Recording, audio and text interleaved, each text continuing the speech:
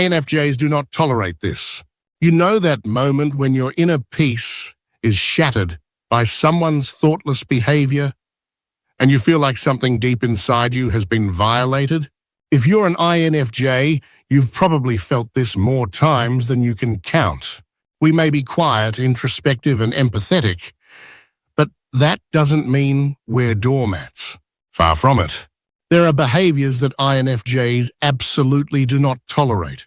Not because we're fragile, but because our inner world is sacred, and we protect it with everything we've got. This video is for you, INFJ, the quiet warrior, the emotional sponge, the intuitive soul, who has often felt the sting of betrayal, the burn of injustice, and the suffocation of inauthenticity.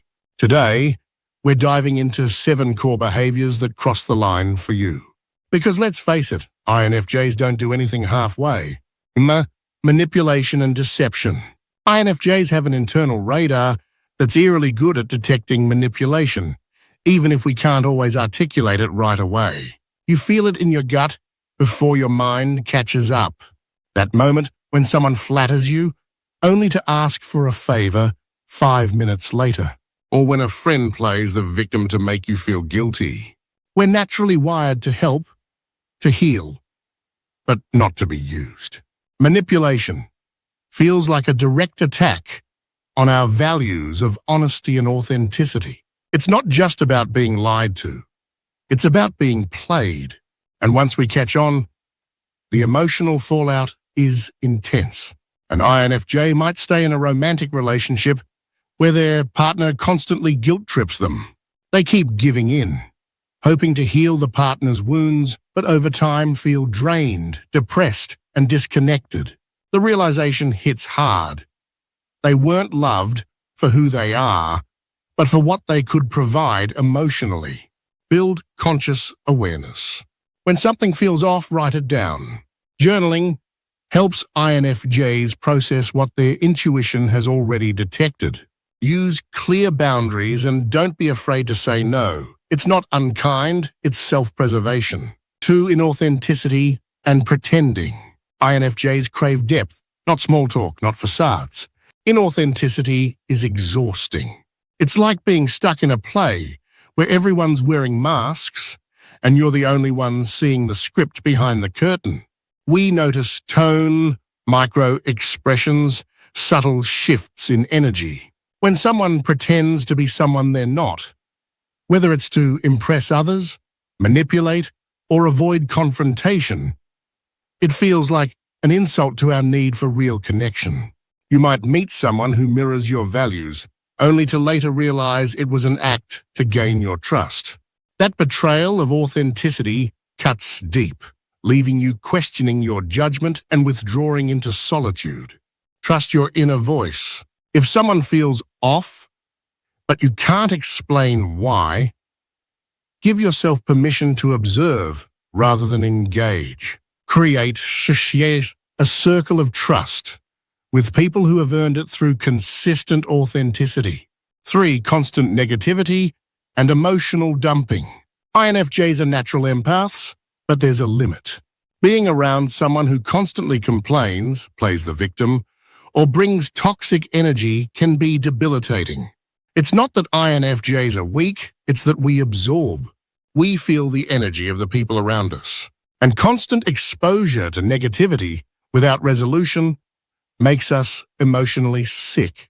An INFJ friend becomes the emotional crutch for someone who calls daily to unload. There's no gratitude, no listening in return, just a one-sided energy vacuum. Eventually, the INFJ begins feeling depressed and overwhelmed. Learn the art of emotional boundaries. Empathy does not require self-sacrifice. You can care without carrying. Use scripts like, "I care about you, but I can't be your only outlet." Redirect them toward professional help if necessary. 4. Disrespect for boundaries. INFJs are givers, but not endlessly so.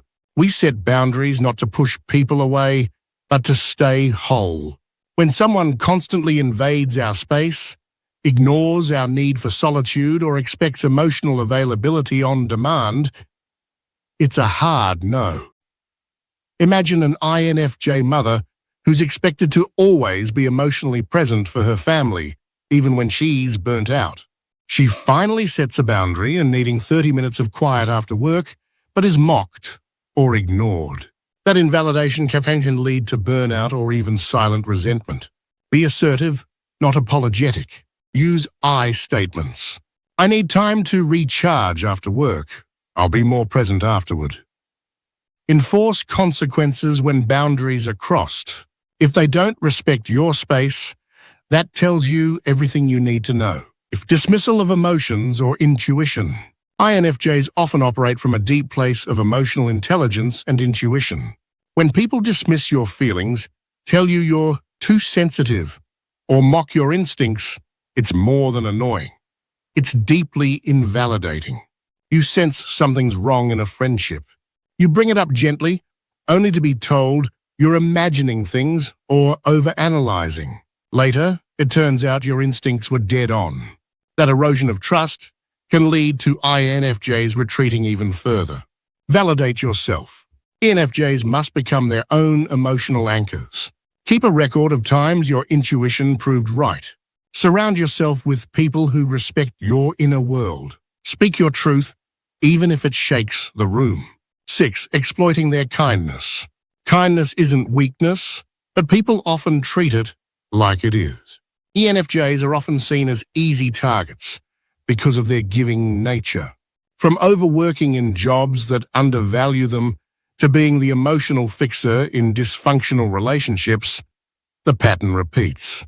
An INFJ in a toxic work environment consistently takes on extra tasks. The boss knows they won't say no. Over time, resentment builds, but when they speak up, they're gaslit or told they're not a team player. Value your own time and energy as much as others' needs. Practice saying no without justification. No, I'm not able to take that on right now. You don't owe explanations for self-respect. 7. Superficial relationships and lack of depth. Small talk, gossip, performative friendships. INFJs suffocate in shallow waters. If a connection lacks emotional depth or mutual understanding, we disengage. Not because we're snobs, but because we crave soul-level bonds. An INFJ tries to fit into a social group where conversation never goes beyond celebrity gossip or surface-level jokes. They laugh along, but inside, they're yearning for meaning. Eventually, they withdraw, feeling more alone in the crowd than in solitude. Choose depth over popularity. Cultivate a few soulful connections, rather than many superficial ones. Ask deep questions early. If the other person can't meet you there, that's not your tribe. INFJ, your boundaries are not walls, they're gates. Gates that protect the beauty, depth, and power of your inner world. You've been through enough exploitation, enough invalidation, enough exhaustion. It's time to own your truth without apology. The world may try to dull your edges, mock your depth, or take advantage of your heart. But you are not here to please everyone. You're here to live authentically, deeply, and freely.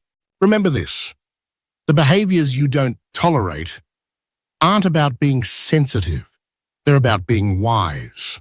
So what will you choose? To keep absorbing what breaks you, or to rise and protect what makes you powerful? If this video resonated with you, don't forget to like, subscribe, and share it with another INFJ who needs this message today. Drop a comment below. What's one behavior you absolutely do not tolerate anymore? Let's build a space where INFJs can speak their truth and be heard. You're not alone. You're not too much.